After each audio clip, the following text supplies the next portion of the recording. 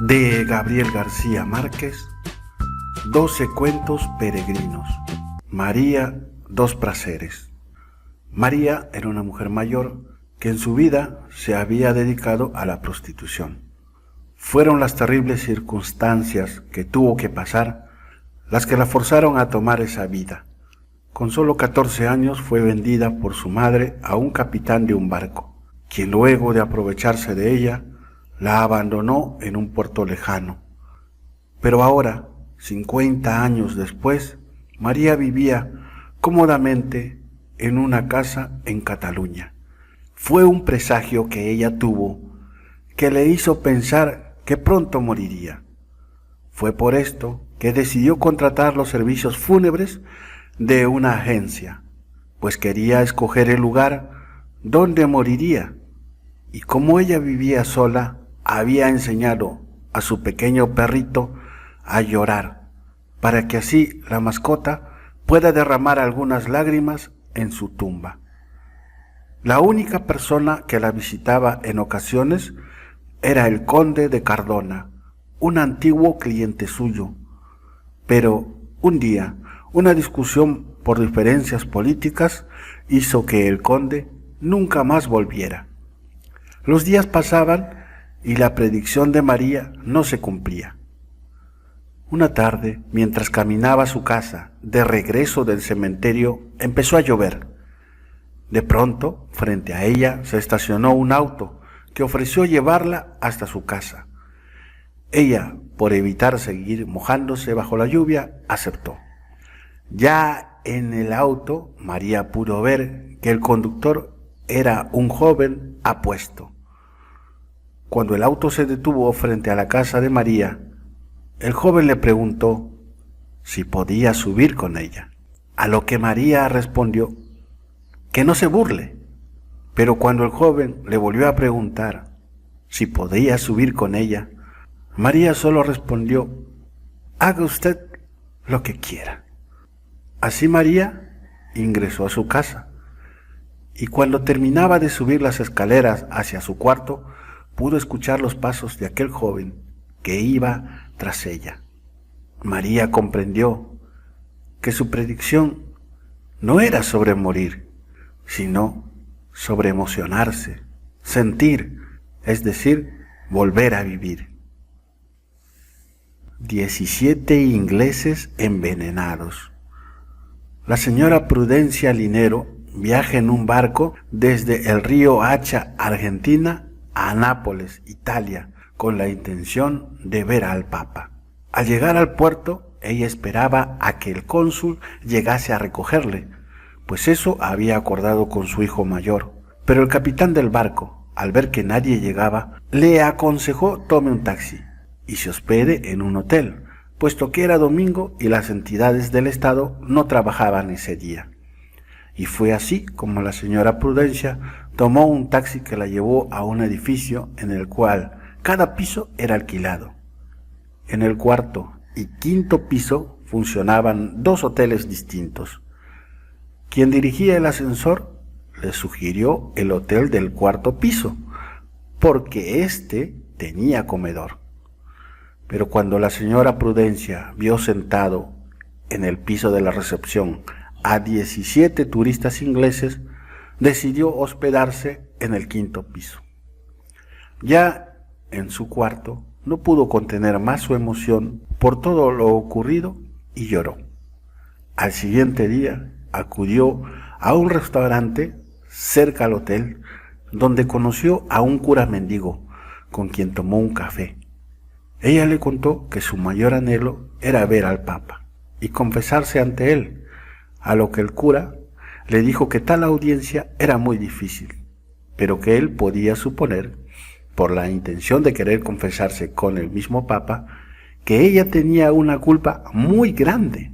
Palabras que hicieron cuestionarse a Prudencia sobre sus motivos para ver al Papa.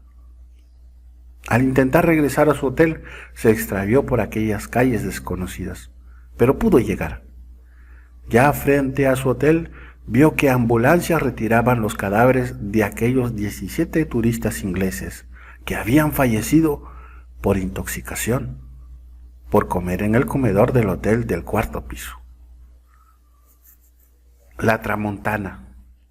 El protagonista es testigo de cómo una pandilla de jóvenes suecos se lleva por la fuerza en un auto a un joven cantante hacia el pueblo de Cadaqués, lugar al cual el muchacho no quería regresar, pues tenía mucho miedo a aquellos vientos helados de las montañas, llamados la Tramontana.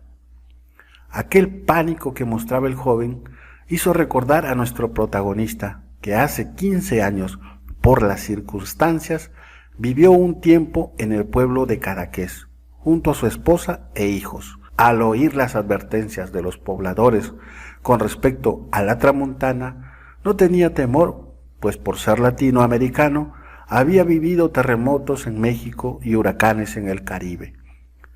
Pero el día en el cual aquellos vientos helados empezaron a soplar, entendió por qué la gente temía a la Tramontana. Tal fue la fuerza descomunal de aquellos vientos, que cuando él se encontraba en la calle junto a sus hijos, faltó poco para que ellos fueran arrastrados por aquellos gélidos vientos. De no ser por la ayuda del portero del lugar, quien acudió en su auxilio, él y sus hijos hubiesen perecido. Al día siguiente, después de una gélida noche, pudieron ver en la calle los destrozos causados por la Tramontana. Cuando fueron al cuarto del portero, lo encontraron colgado en una viga. El pánico, al sentir la llegada de la Tramontana, lo llevó a cometer esa locura. Nuestro protagonista se mudó de aquel lugar y nunca más volvió. Ocurrió que días después se pudo enterar sobre lo que sucedió con aquella pandilla de suecos y el joven, pues en su desesperación por escapar, logró arrojarse por la ventana, perdiendo la vida al caer por un acantilado.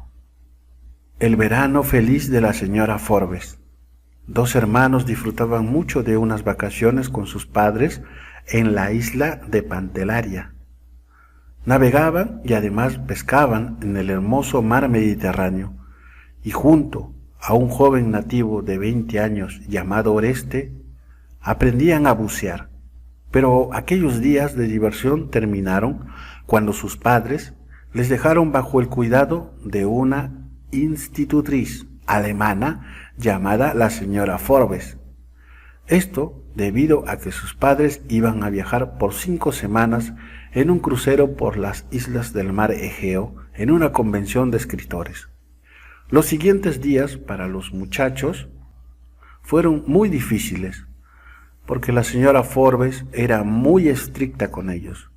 Incluso la cocinera Fulvia Flaminia ya no podía llegar a hacerle los postres que tanto les gustaba.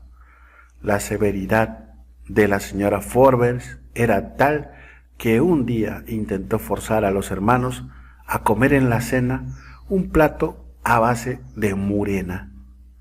El menor de los dos se negó a hacerlo y fue castigado, enviado a su cuarto sin cenar y sin postre.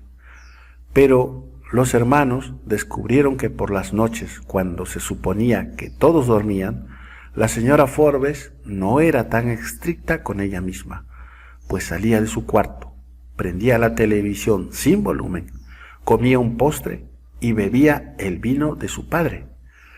Esto enojó mucho a los muchachos, que idearon un plan para acabar con ella. Sacaron una botella muy antigua, la cual habían encontrado dentro de un cofre en el fondo del mar. Llenaron el extraño líquido de la botella dentro de una botella de vino y la dejaron en el refrigerador, suponiendo acabar así con la causante de todas sus incomodidades. Por la mañana, muy temprano, los chicos notaron que la botella estaba vacía y como su institutriz no los había despertado, pensaron que su plan había funcionado. Sintiendo algo de culpa y sin saber qué hacer, decidieron ir a nadar con Orestes. Pero por la tarde, de regreso a casa, vieron en ella mucha gente y 2 autos de la policía, Los hermanos sintieron mucho temor, pero se animaron a entrar. Avanzaron entre la gente y lograron ver que en la habitación de la señora Forbes se encontraba ella, tendida en el piso, desnuda. Muerta, había sido apuñalada 27 veces. Los hermanos fueron retirados de aquel lugar por la cocinera Fulvia Flaminia. La luz es como el agua. A mi parecer, el autor en este cuento usa una característica de la poesía, y es el sentido figurado. Es la historia de una familia procedente de Cartagena que vivía en Madrid, en un edificio en el 5º piso. Los dos hijos son Totó, de 9 años, y Joel, de 7, quienes piden a su padre que para Navidad les regalen un bote con remos, y para ello los muchachos prometieron que serían los mejores alumnos dentro de su salón en la escuela. El padre, al saber que las calificaciones de sus hijos mejoraron, les compró el bote. Fue así que los miércoles, cuando sus padres salían al cine, aprovechaban para jugar con su bote, imaginando que la luz de la lámpara era el agua por la cual navegaban. Totó y Joel pidieron a su padre un equipo de buceo, prometiendo en esta ocasión para ello conseguirían la condecoración más alta del colegio, las gardenias de oro. El padre aceptó y cuando sus hijos consiguieron el galardón, les compró el equipo de buzo. Los niños, muy felices cuando sus padres estaban ausentes, invitaron a todos sus compañeros de clase y en su departamento hicieron una fiesta donde iluminaron toda la habitación con muchas luces para poder navegar sobre ellas. La luz desbordó el edificio de tal manera que tuvieron que venir los bomberos, quienes al entrar al departamento encontraron a los peces vivos y a los 37 compañeros de clase flotando sobre la luz. El rastro de tu sangre en la nieve.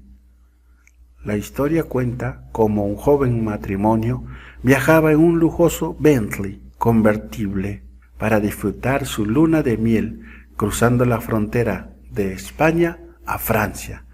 Iban a Burdeos, donde ya habían separado una suite nupcial en un lujoso hotel. Se habían casado hace 3 días. Ambos provenían de familias pudientes de Cartagena. Él se llamaba Billy Sánchez de Ávila, un joven impetuoso y despreocupado, que había podido conquistar el corazón de la amable y hermosa Nena da Conte. Él había decidido llegar a su destino conduciendo aquel auto plateado que su padre le dio como regalo de bodas. Pero Nena da Conte traía un dedo sangrando, pues se había lastimado con un ramo de rosas. El viaje fue muy largo antes de llegar a un hospital en París, y en el camino Nena había sacado la mano por la ventana en su intento por detener la hemorragia, sin conseguirlo, pero dejando caer sobre la nieve del camino algunas gotas de sangre. El médico de turno, al ver la palidez de Nena, decidió atenderla con urgencia. Antes de que el doctor se llevara a Nena, Billy le hizo saber que ella tenía 2 meses de embarazo. Nena fue ingresada un martes 7 de enero a las 9:30. Billy estuvo esperando y sin saber qué hacer, decidió alquilar una habitación en un hotel cerca al hospital. Al día siguiente, en la recepción, gracias a que alguien le ayudó, se pudo hacer entender, puesto que él no hablaba francés, y supo que su esposa estaba siendo atendida, y que si deseaba visitarla, tendría que esperar el único día de visita, los martes de 9 a 4. Es decir, tendría que esperar una semana para poder ver a Nena. Días posteriores, Billy intentó ingresar a los pabellones del hospital en busca de su esposa, pero el guardia de seguridad lo echó fuera. Intentó pedir ayuda a la embajada, pero no le atendieron, así que se resignó a esperar a que llegue el día de visita, limitado por las leyes de aquel país. El día martes Billy pudo dar con el doctor, que al reconocerlo le dijo que le había estado buscando de manera urgente, pues su esposa había fallecido el día jueves por la noche. Que los padres de Nena llegaron el día sábado y se llevaron su cadáver para sepultarlo. Billy, sumido en una gran tristeza, se retiró del hospital, y aunque caía la nieve, Billy Sánchez solo sentía rabia e impotencia. Amigos, quería dejarles mi opinión sobre este libro. Es verdad que las historias tienen un desenlace trágico y las situaciones son más fáciles de entender para un público adulto. Pero parte de lo que busca el autor es presentar la idiosincrasia de los latinoamericanos, y eso se entiende muy bien en el libro. Si deseas apoyarme, presiona el botón me gusta, suscríbete y comparte el video con tus amigos y familiares. Además, puedes ver otros videos que hay en el canal. Lee un libro y pásala bien.